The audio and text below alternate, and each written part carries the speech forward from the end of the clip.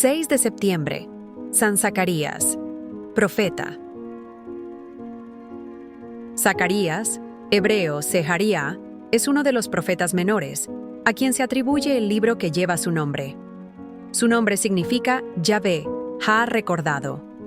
Zacarías, el Grande, se llama a sí mismo hijo de Berequías, hijo de Idó, Zacarías 1:1-7, pero en otros pasajes se omite el nombre de Berequías. Probablemente nació en algún lugar de Babilonia, puesto que su actividad profética empezó tan solo 17 años después del regreso del exilio, y es razonable pensar que para entonces tenía más de 17 años, aunque todavía se le consideraba joven. Yahvé se valió de Zacarías y Ageo para animar a Zorobabel, al sumo sacerdote Jesúa y a los exiliados que habían regresado a terminar la reconstrucción del templo de Dios, aun cuando todavía estaba en vigor una prohibición del gobierno persa. La profecía de Zacarías contiene mensajes que pronunció con ese fin durante un período de 2 años y un mes. Según la interpretación cristiana, una de las profecías mesiánicas que recogería el libro de Zacarías en el capítulo 11, 12-13, haría referencia al precio, 30 piezas de plata, que los sacerdotes principales ofrecieron a Judas por entregarles a Jesús. Ver el Evangelio de Mateo en el capítulo 26 y versículo 15.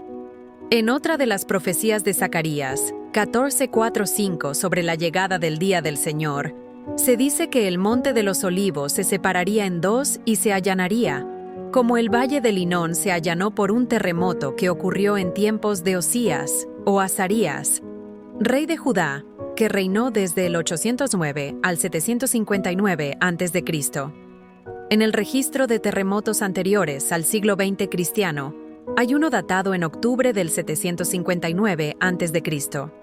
En Israel, y tal año es precisamente el último año del reinado de Osías en Judá. En fecha hebrea era el año 3002 de la era hebrea, que comenzó un 7 de octubre, el mismo día y mes de ese terremoto en Israel. El libro de Zacarías contiene las obras de 2 profetas. El primero, Zacarías 1:8, coincide con Ageo en el tiempo y en los temas. Comienza su predicación en octubre, noviembre del 520 a.C., y aparece por última vez en diciembre del 518 a.C. Sus preocupaciones son la reconstrucción del templo, a la que está ligada la llegada de la era definitiva que traerá consigo la instauración del reino de Dios, que parece que se retrasaba.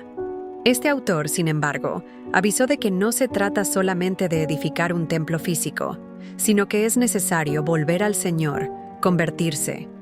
Recupera diversos aspectos de la profecía anterior: la importancia de obedecer al Señor y el sentido de la justicia y la misericordia.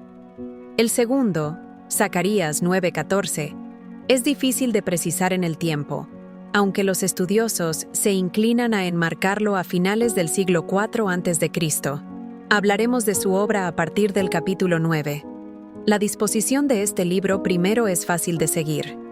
Tras una introducción, Zacarías 1:6, siguen 8 visiones escalonadas en una especie de diario redactado en primera persona, Zacarías 1:7-6-15. Viene luego una respuesta profética, Zacarías 7, y una colección de 10 promesas, que comienzan de la misma forma, Zacarías 8. El autor forja un lenguaje nuevo, singular y fantástico. El mensaje divino se oculta de tal manera que el profeta necesita de alguien que se lo explique, el ángel intérprete, procedimiento característico de los apocalipsis.